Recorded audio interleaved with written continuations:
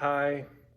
Normally I would do my parody of Masterpiece Theater to introduce the next video, and I'd say something like, "Hi, I'm managing director of the community theater. Follow us and subscribe to us on Facebook and YouTube." And I'd say something like, "Remember to click the donate button because we could really use your financial support. But I'm not going to tell you to click the donate button, even though we really could use your financial support, because you see, I've got this problem. I've got this friend Jesse, and he's a good friend of mine. Well, he's got himself a girl, and I want to make her mine. I don't know. Oh, she loves me? I want to tell her that I love her. She loves me not, but the point is probably moot. She loves me, and I'm looking in the mirror all the time, wondering what she don't see in me. I mean, I've got all of this going on. She loves me not. I've been funny. I've been cool with the lines. Ain't that the way love's supposed to be? She loves me. I see her watching him with her eyes. She loves me not. She's loving him. I just know it. She loves me. No, he's probably holding her in his arms late at night. Oh, I wish that I had another story from Beaver Dam Area Community Theater to help get me through this. Well, let's see what we've got here.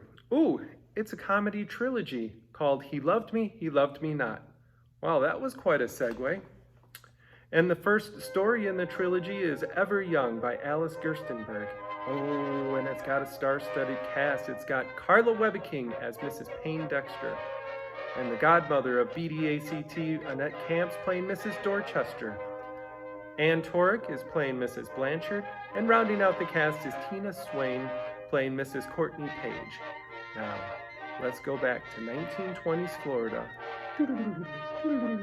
Sheltered by palms, the ladies are about to greet each other in the corner of the Poinciana Hotel lobby in Palm Beach. Let the story begin.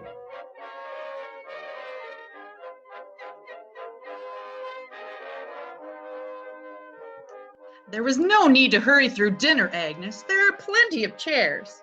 We missed our chance last night because you lingered over your coffee. I always linger over my coffee. I always did with Thomas when he was alive. Our family always has lingered over the coffee. In another moment, there would not have been a chair vacant. Which one do you prefer? Put one aside for Mrs. Blanchard. I nodded to her in this direction as we came out of the dining room. She will like this corner. We can see everyone who crosses the lobby. How many sights and how many frights shall we see tonight? Really, Agnes, I wish you would give up wearing your old-fashioned gold and amber. Why don't you turn in all that junk and get something new and fashionable? Well, I've never had any desire to buy jewelry since my husband died. But that was ages ago. I've had all my diamonds reset since Thomas went. I had my wedding ring melted and molded again into an orange wreath. Oh, there's the young bride who arrived today. Where?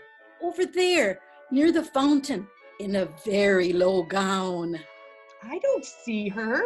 If you were not so vain, Phoebe, you would wear decent glasses like mine.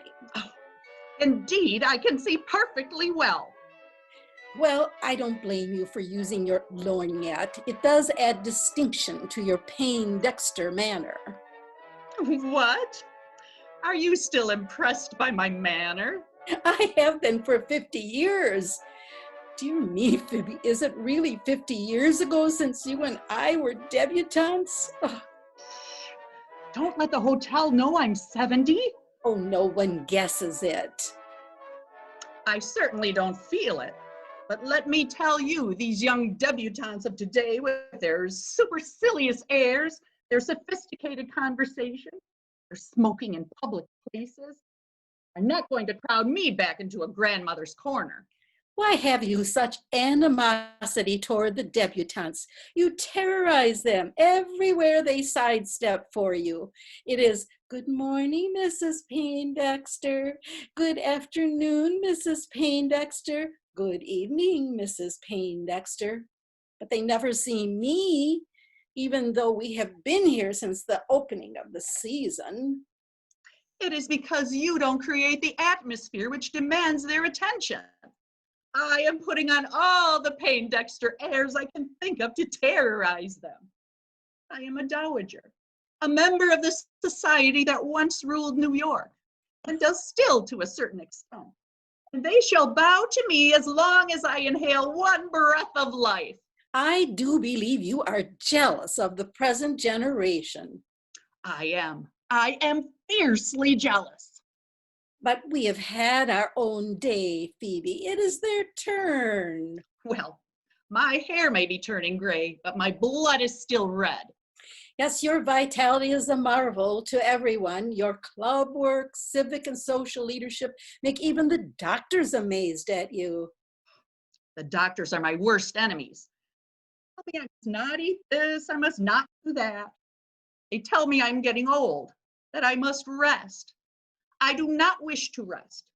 I simply won't grow old. When one has been a leader, one cannot let younger women usurp one's position. You still have your leadership. I still have it because I will have it, because I will not let it go.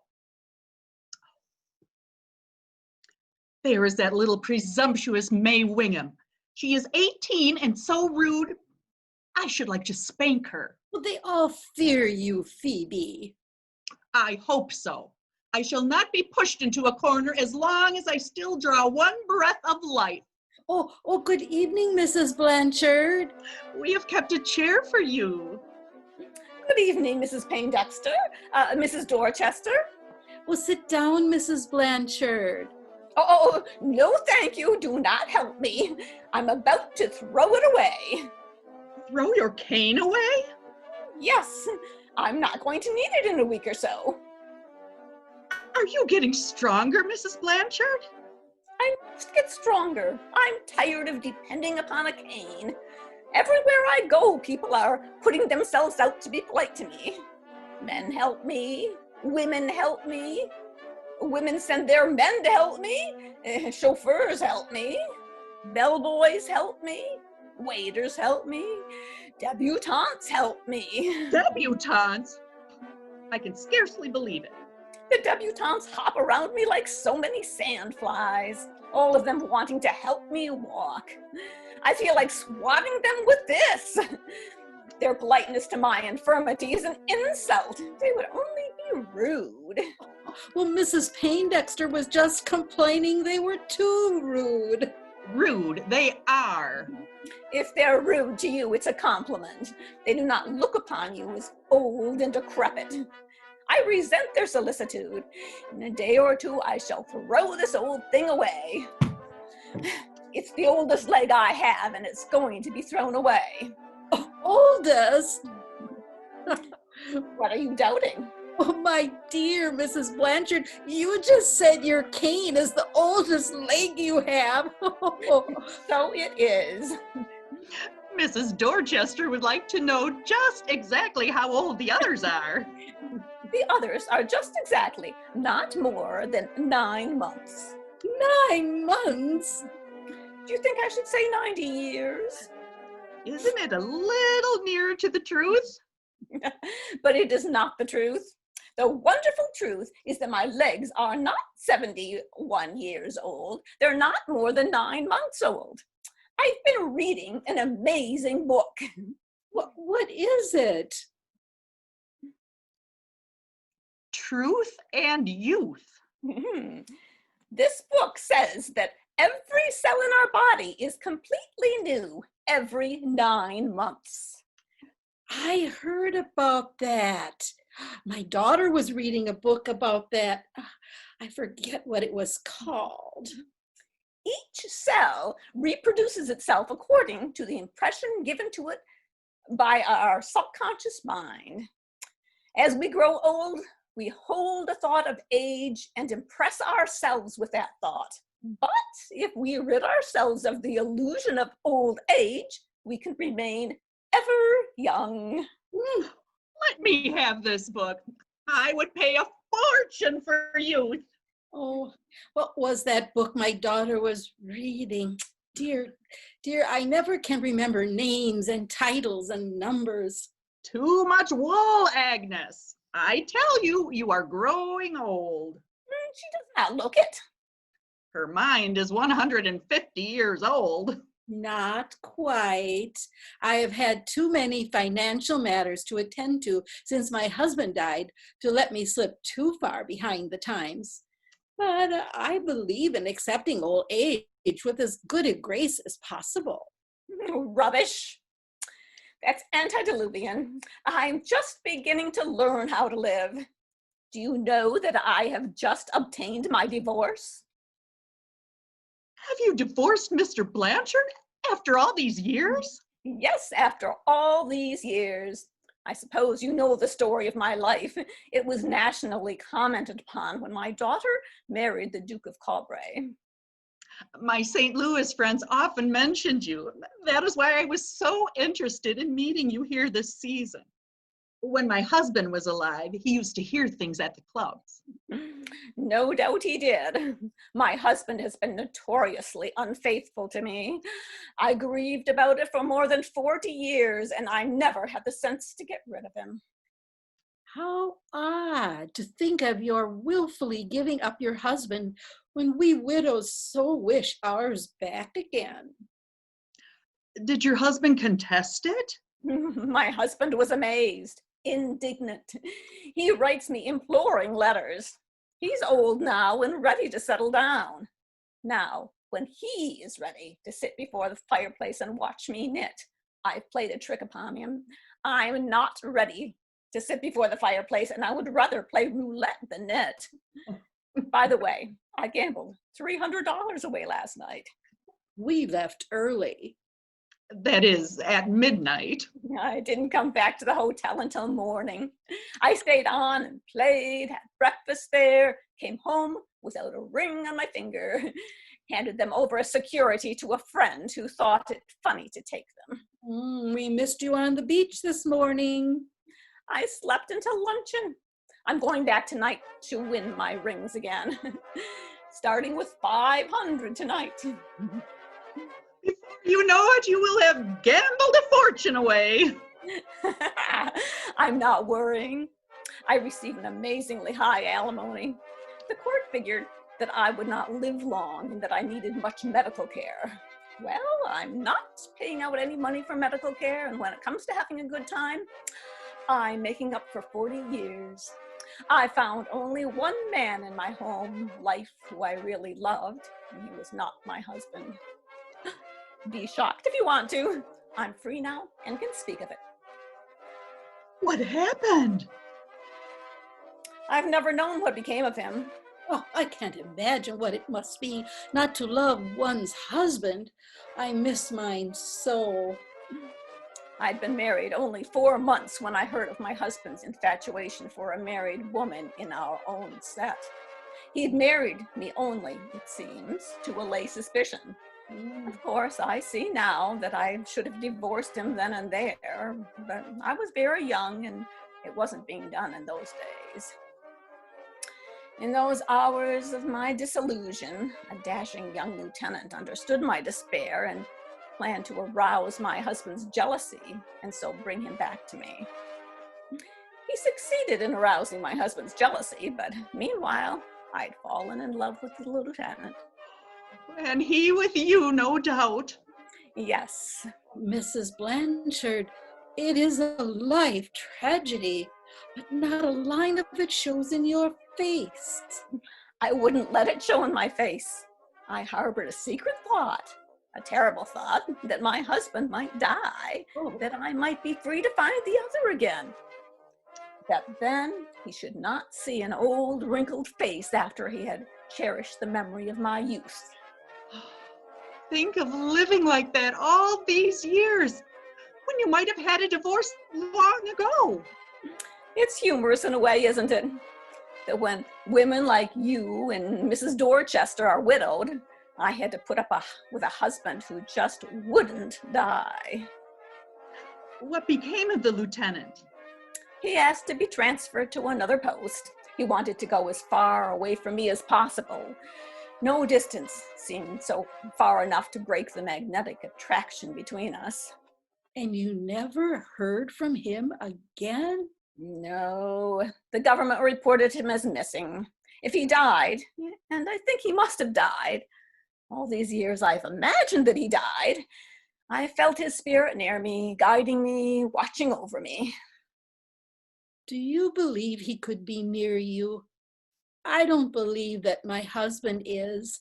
I sit and knit and think of him, but the beyond seems nothing but void and silence.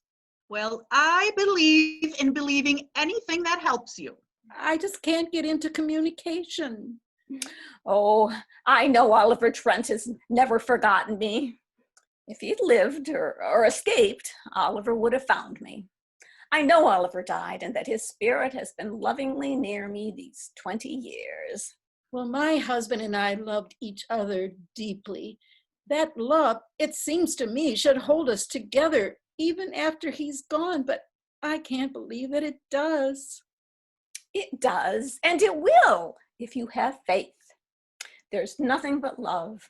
I'm beginning to feel it. For a long while, I tried to make myself believe it.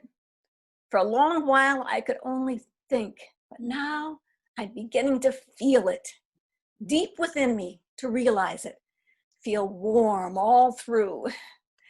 Oh, I shall put aside my ancient legs. Of course, he loved me. Of course he loved you. I am sure he did. If he were only alive now that you have your divorce. So, you see, my romance is only a shadow, only a thought. There's nothing tangible. I dared keep no letters, not one single token of his. Only my thoughts. But those thoughts have kept me from going to pieces all these years. And the thoughts have kept your face so young. I would not let my face change. If by some miracle I should see him again, I must be as he remembered me. But I couldn't control my body as well. It seemed to get wearier and wearier of life until I needed a cane to lean on. And here you are threatening to walk away without it. I will too. I will. I only sadden when I begin to think of the past. It's a bad habit. I shall not do it anymore. Only if I could be sure he died with me in his heart. I built my life upon my faith in him.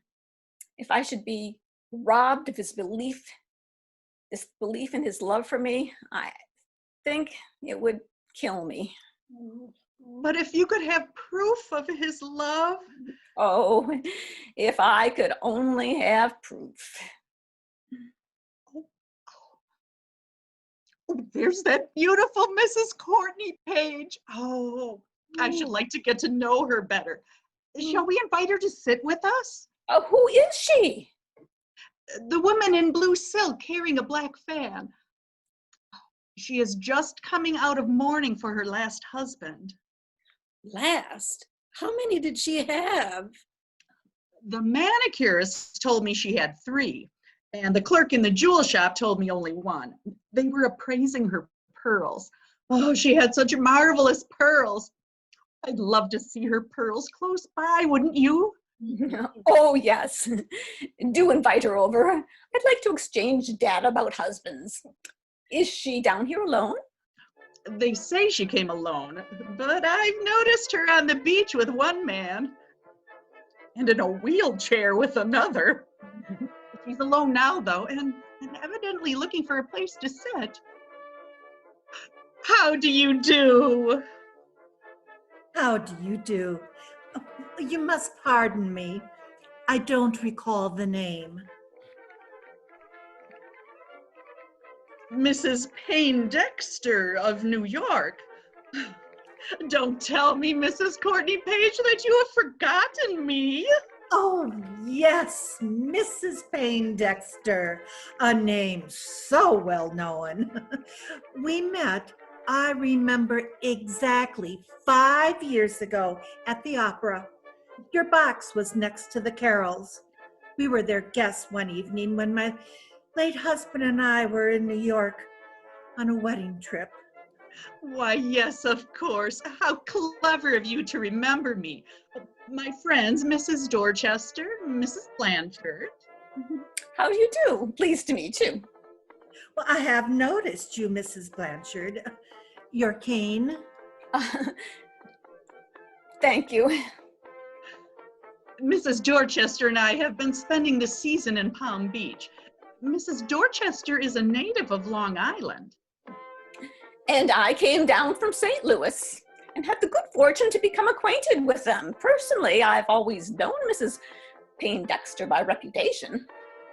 Blanchard of St. Louis. That name is familiar. My daughter married the Duke of Cambrai. Oh, yes, but just lately. It seems to me I saw that name lately. No doubt you did. I am celebrating my divorce. I think she has a great deal of courage to face the world alone, voluntarily. It's rejuvenating to feel so marvelously free. She is quite right. Why should a woman remain in bondage when there is at every turn a new chance for a better alliance? Good gracious. Do you believe me capable of marrying again at my age? Why not? A woman can marry any man she wants. Oh, the man may get the woman he wants. Henry kept insisting until I married him, but I don't think it's the other way around. Do you, Phoebe? I don't know. I worked very hard for Thomas, but I got him. I haven't any opinion. The one I wanted, I met only when it was too late. What do you mean too late? After I was married to someone else. But now you are divorced. Oh, it's too late now. My romance was over 20 years ago. Do you really think a woman can marry any man she wants? I've proved it. I was engaged 3 times, married once widowed, and now I have another fiance. Isn't that proof?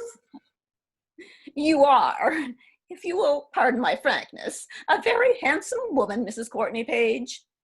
Such attractions would not require much further effort on your part. Thank you. But there is a science about attracting love as there is about everything else. There hasn't been a moment in my life when I haven't been in love. Oh, that's impossible. There aren't enough people in the world for that. Oh, yes, there are. As long as you hold the thought of love, you will find those you can love. And as long as you love, it will attract it in return. Where is your home now, Mrs. Courtney Page? Chicago, but I was born in San Francisco. I was Emily Tarden. Emily Tarden? Oh, you don't mean it. It just seems like yesterday when all the magazines were full of your photographs. Oh, the most beautiful debutante on the Western Coast. Well, they did make a fuss about it when I became engaged to Harlow Bingham. I was only 18 then. Oh, when I look back and think what a brilliant career I might have had with Harlow. Well, you know, he died before we were married. An accident, horse racing. Poor Harlow. He gave me my first pearls. Magnificent pearls. I have scarcely been able to keep my eyes off them.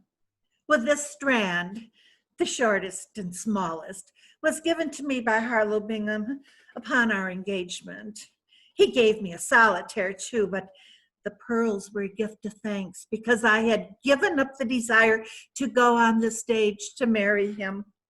Oh, did you want to be an actress? Oh, I have wanted nothing more all of my life. You would have made a good one, too. Well, my family opposed me, as all families do. They did in those days. So I had to give up the idea of acting on the stage. Well, did you marry Mr. Courtney Page after Mr. What's his name died? Your first fiancé? No, I became engaged to Philip Harlow, an Englishman I met in Egypt. He was on his way to South Africa. He had been in the diplomatic service in India and had been transferred. He bought me the second strand, the second largest and longest from India. He went ahead to South Africa to prepare a home, intending to come back for me. But he died of the fever, and we were never married. How thrillingly tragic. I could not have endured it. And the other strands, you have 2 more. Well, this third strand was a gift from my husband, Mr. Courtney Page. I would not let him give them to me until after we were married. That was a wise precaution. They say pearls mean tears. It is surprising that he risked giving you pearls at all. He felt he had to because he was so jealous of the others. Of course, I couldn't throw the others away. They were so beautiful and so costly. Naturally not. So he finally purchased a strand in Vienna, larger and longer than the other. And then did he die too? Oh, no. Mr. Courtney Page was the third man I was engaged to, the only one I married. He died scarcely a year ago. Oh, will you have a preserver? I ate something tonight that didn't quite agree with me. Mrs. Blanchard? Oh, no, thanks. I don't need them anymore since I'm taking the new diet. What is your new diet? Nuts, fruit, no meat, no bread, no hot vegetables, no coffee, no tea. Have you stopped eating altogether? Only fruit and nuts. I feel as light as a feather. In another day, I shall walk and throw away this stick. You said in another week you would throw it away. Now be careful, don't take risks. The book says we must not have negatives in our mind. I tell you that if I can have enough faith, I shall walk alone. Oh, in the book. Truth and youth.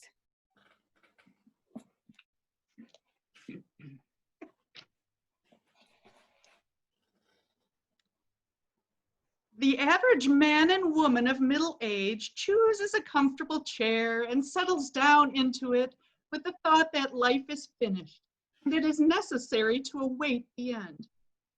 Women do this more than men. When women see their little children grown and independent of them, they feel that their use in life is over. Nothing is more untrue. The grandmother is a free woman. She has a new youth. She has the vision of experience with which to experiment for greater wisdom. Agnes, you must read this book. It will spur you up. Your very mind is getting to be like wool. I have always been more domestic than you, Phoebe. Domestic? Haven't I done my share? Haven't I run a house in New York, a house in Newport, a house in London, apartments in Paris? I even had a palace one season in Venice. No, it is not domesticity that is making you old. It is mental lethargy. That is the worst enemy to youth, mental lethargy. I refuse to have it. You were telling us about your pearls, Mrs. Courtney Page. It is an exquisite pleasure to look at them. Oh, this fourth strand. The largest and longest is a gift from my new fiance. I'm down here waiting for time to pass. We shall be married as soon as it seems correct. Aren't you lucky to find a fiance again? I'm afraid I couldn't bring myself to care for any man as much as I've cared for one in the past. Nor I. Men aren't worth bothering about. Oh, I was so lost without marriage companionship that when I was in Paris last autumn, I picked out the most eligible man I could find. Well, he is quite old, but very nice, and he has valuable mines in Australia. Is he a Frenchman? No, an American, but he hasn't been in this country since he was sent to the American legation in China. He's had an exciting life. He was taken prisoner in the Boxer Rebellion and was reported missing for years. But a faithful servant smuggled him to Australia. Your fiance, his name? Oliver Trent, president of the Australian Mining Company. Oliver Trent? You said Oliver Trent? Wasn't that the name of the man you loved? Wasn't that the name, Phoebe? The man? Mrs. Blanchard, I don't understand. Mrs. Blanchard had been telling us about a friend of hers who had been lost in the Boxer Rebellion. She thought he had died. No doubt it is a consolation to her to know that he still lives. No, Mrs. Courtney Page. I can scarcely bear the fact that he still lives. I've held him in my heart as one dead for 20 years. I've lived on the thought that he loved me. He loved me once. But now I know that men cannot be true. He's forgotten me for younger and handsomer women. I wouldn't let it worry me. Men are not worth such lifelong adoration. You look about and someone else will try. Perhaps Mrs. Courtney Page will give him up if we tell her what he means to you. Oh, I want my own, not what is cast off. You want me to give him up? It would be hard to do. I mean, it wasn't easy to win him. I had to use all the art I'd learned in past experiences to get him. Well, he's never been married and is a little afraid. But I won him. If I gave him up, are you sure he would remember you? No, and do not trouble. I shall have to bear it. I feel quite blind, as if I had been struck on the head, but maybe it's just my heart. You see, he and I were very much in love, but I was married and he had to go away. I cut off a bit of my hair that day. It was golden then, like golden amber, he said, and he put it in a golden locket he wore on his watch charm. I remember. Amber locket from a watch charm. I have it here. I had it 20 years made into a bracelet. My son brought it home from the Philippines. It was given to him by a servant. The locket? The servant? Yes, the very one you said rescued him. Oh, I remember it all now. How stupid of me not to think of it before. But as Phoebe says, my mind's all wool. That servant. Yes, go on. You know the Boxers stormed the legation. He fought desperately and valiantly. The servant described all that, how he was taken prisoner and tortured, so he almost lost his mind. At night he raved in delirium. He called a woman's name, but there was no one of that name in the legation. Oh, my son told me, but I have such a wretched memory for names. But it wasn't a real name that one could identify. It must have been a nickname. Oh, was it Dee Dee? Dee Dee. Dee, that's what it was. Oh, my stupid head. It meant dear. Why have you kept this from us all this time?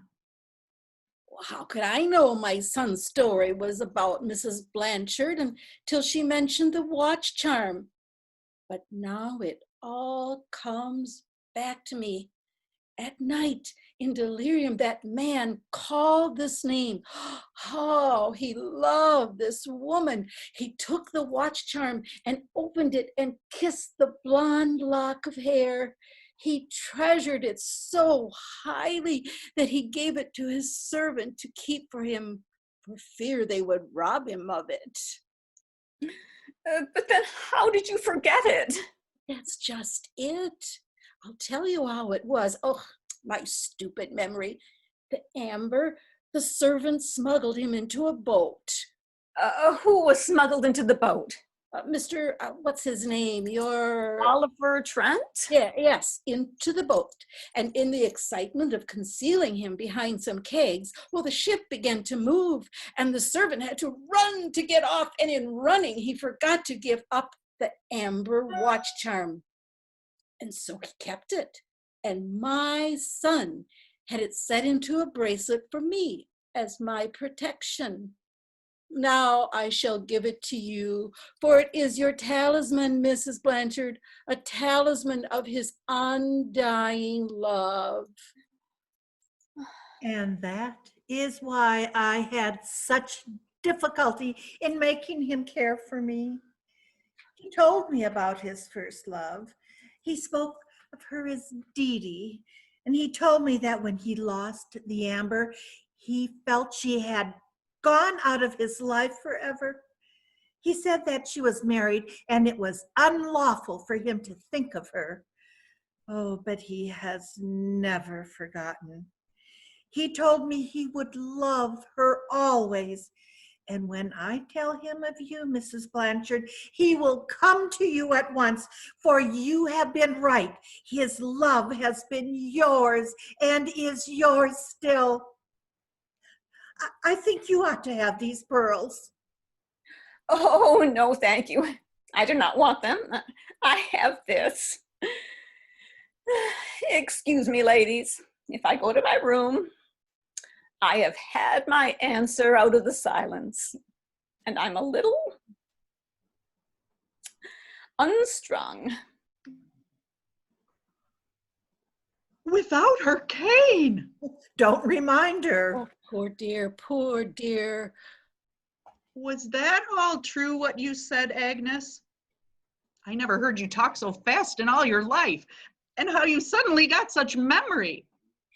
You never told me anything about that amber charm, and you've worn it forever, seems to me.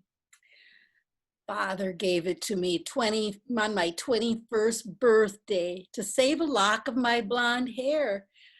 I risked the chance that mine was a duplicate of hers. And all you said was a lie? Oh, it doesn't matter. We shall make it come true. But when she finds out that you have deceived her... Oh, she will never find out. I shall tell him to hide away his amber watch charm. Oh, does he still wear it? Yes, and many other charms from other loves. They say he's been a great beau. The outrageous flirt. Poor dear Mrs. Blanchard. Well, I thought she would die. I was afraid she was dying. I had to say something to bring her to. But what have you gained by these lies? Well, does she not walk? Yes, it is a miracle. Merely a miracle of the realization of love. But it is built on a false belief. He has not been true to her. Oh, Mrs. Payne-Dexter, I have never questioned the reality of anyone's love for me. That which counts is, after all, only that which is in our own hearts. If Mrs. Blanchard is convinced of his love, that is all that is really necessary. But when you marry him, then what will happen? I shall not marry him. I shall only keep the pearls. But if you love him, Well, as for that, I can always find someone else to love. gracious, my wool is a mess. You better give up knitting, Agnes, and turn to story writing. You've quite surprised me with your sudden brilliance.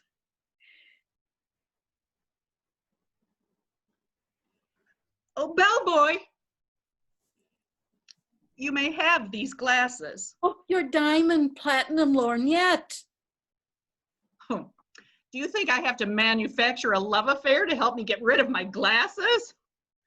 She walked away without her cane. Oh, to stay young, one must love.